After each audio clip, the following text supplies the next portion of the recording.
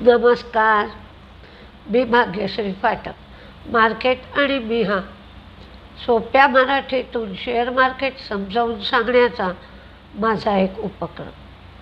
आज चहूबाजूंनी मार्केट तेजीत होतं.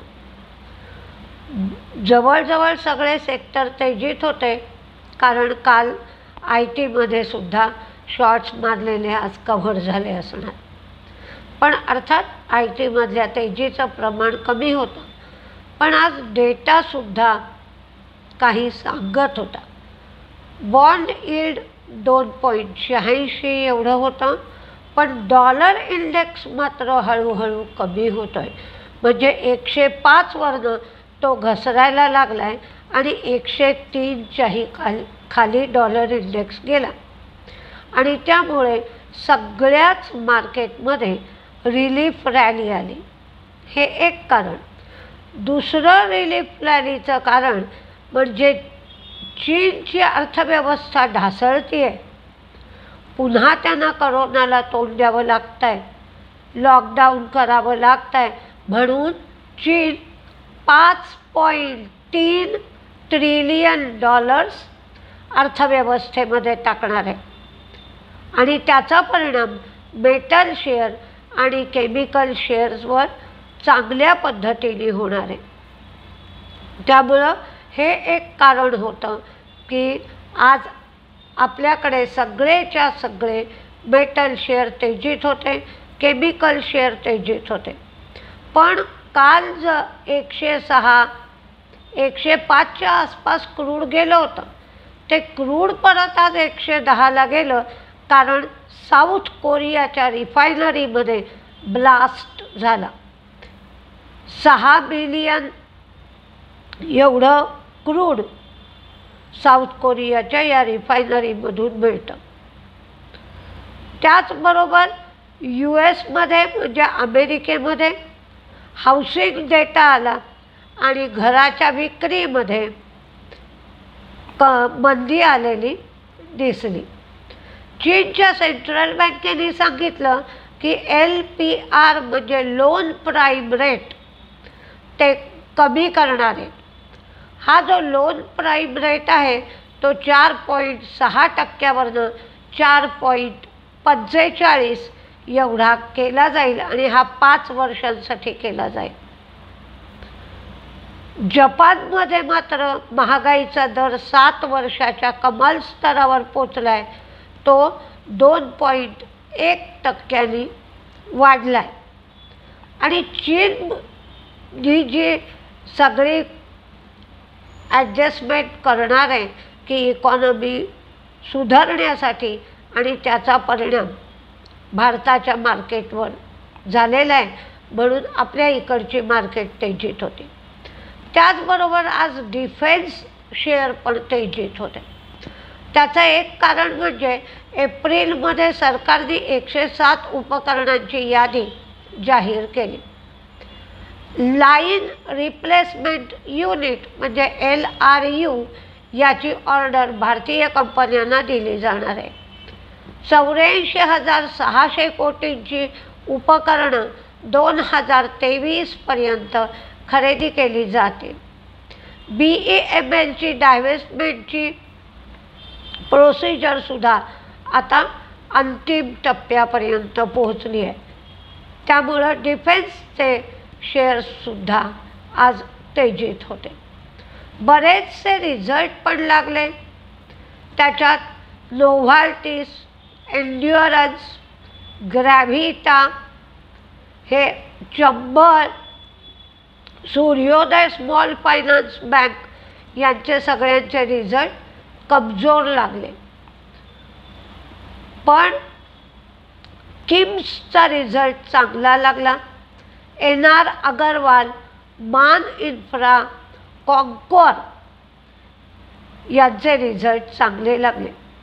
बिर्ला सॉफ्ट 23 तारखेला बायबॅकसाठी बैठक घेणार आहे. आज सरकारने ज्यूटच्या किमतीवर जे नियंत्रण ठेवलं होतं, कमाल किती किंमत असावी यावर ते नियंत्रण हटवलं. त्याचबरोबर झायडस लाईफचा रिझल्ट चांगला आला. त्यांनी ₹2.50 एवढा डिव्हिडंड दिला. पण झायडस लाईफचा बायबॅक आज जाहीर झाला. 750 कोटी रुपये हे बायबॅकसाठी खर्च करणार आहेत.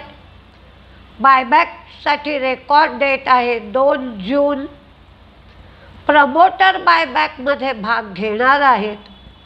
हा टेंडर बायबॅक असणार आहे आणि बायबॅकची किंमत ₹650 प्रति शेअर एवढी असेल. 1,15,38,461 एवढे शेअर बायबॅक केले जाणार आहेत आणि ते टक्केवारीत सांगायचं झालं तर 1.13% एवढा बायबॅक केला जाणार आहे. एजिस फेडरल लाईफ इन्शुरन्समधला 25% स्टेक IDBI बँकेने विकला. पूर्णच्या पूर्ण स्टेक विकला आणि त्यामुळे त्यांना 580 कोटी रुपये या विक्रीतून मिळाले. त्यामुळं आज IDBI बँकेचा शेअरही तेजीत होता. कर्नाटकमधून आयर्न ओर एक्सपोर्ट करायवर जी बंदी होती त्याला आता सुप्रीम कोर्टातर्फे परवानगी मिळाली आणि त्यामुळं NMDC आणि वेदांता हे दोन्हीही शेअर आज तेजीत होते.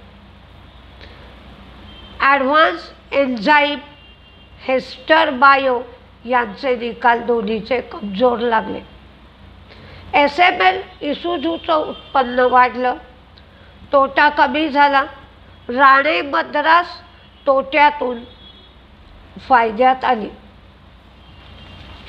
आता जे औषध कॅन्सर ट्रीटमेंटचं औषध आहे त्याचं एबेहेमी हे ड्रग बायोकॉननी लॉन्च केलं. इंडिगो पेंटचा प्रॉफिट उत्पन्न वाढलं. त्यांनी ₹3 डिव्हिडंडसुद्धा दिला. NTPCचं ग्रॉस जनरेशन 2.9% वाढलं आणि ते 7,990 कोटी एवढं झालं. कोळशाचं उत्पादन 17% वाढलं, ते 4.36 मेट्रिक टन एवढं झालं. MSTCची जी सबसिडियरी आहे फेरो स्क्रॅप निगम लिमिटेड, तर हिच्या ज्या अटी होत्या त्या अटी सोप्या केल्या गेल्या.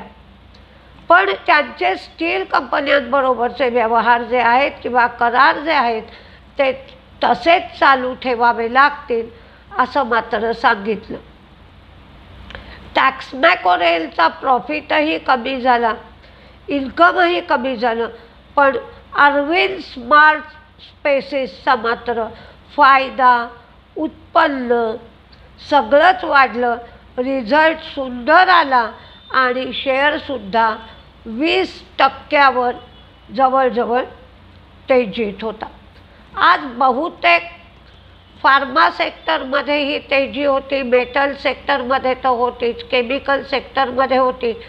पण होतं आहे काय की एक दिवस 1400-1500 पॉईंटची मंदी आणि एक दिवस 1500 पॉईंटची तेजी, यामध्ये कुणालाच फायदा होत नाही आणि सगळ्या ट्रेडर्सची दोन्हीही बाजूनी तारांबळ उडते.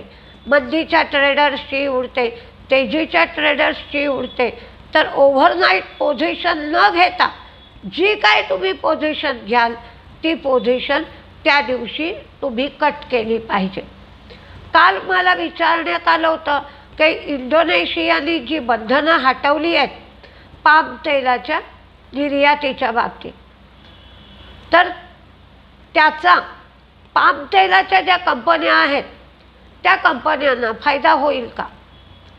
आता तुम्ही अशी कुठलीही बातमी आली की ती जी पदार्थ असेल, वस्तू असेल, तो कच्चा माल कुठल्या कंपनीचा आहे आणि कुठल्या कंपनीचा पक्का माल आहे हे बघायला शिका. जर तो पक्का माल असेल आणि त्याच्या किमती कमी होणार असतील तर त्या कंपनीचं मार्जिन कमी होईल, त्या कंपनीला तोटा होईल. आणि जर तो कच्चा माल असेल आणि तो कच्चा माल जर स्वस्त पडणार असेल तर त्यांचं मार्जिन वाढेल, त्या कंपनीचा फायदा होईल. म्हणजे आता समजा साखर, आता साखरेचे भाव वाढले तर ज्या कंपन्या साखर उत्पादन करतात आणि विकतात त्या कंपन्यांना फायदा होईल. पण ज्या कंपन्या काही उत्पादन करण्यासाठी साखर कच्चा माल म्हणून वापरतात, म्हणजे कोल्ड्रिंकवाल्या कंपन्या वापरतात, दारूवाल्या कंपन्या साखर वापरतात, किंवा क्रीम बिस्किट वगैरे करणाऱ्या कंपन्या साखर वापरतात, किंवा काही औषधं तयार करणाऱ्या कंपन्यासुद्धा साखर वापरतात, तर त्यांचा हा माल कच्चा माल होईल आणि त्यामुळे त्यांचं मार्जिन कमी होऊ शकतं. म्हणजे एकच गोष्ट, आता बटाटे तुम्ही घेतलेत तर बटाटे शेतकरी विकतो, त्यामुळे त्याचा तो पक्का माल आहे, बटाट्याचे भाव वाढले तर शेतकऱ्याला फायदा होतो. पण जे वेफर बनवतात त्यांचे बटाटे हा कच्चा माल आहे, तर बटाटे जर भाव वाढले तर त्यांचा प्रॉफिट कमी होईल, त्यांचं मार्जिन कमी होईल. अशा पद्धतीने तुम्ही विचार केला पाहिजे. मला विचारण्यापेक्षा हे जर लक्षात ठेवलं तर तुमचं गणित लवकर सुटेल. बाकीच्या गोष्टी तुम्हाला मी ब्लॉगमध्ये दिलेल्या आहेत, त्या तुम्ही पाहू शकता. नमस्ते.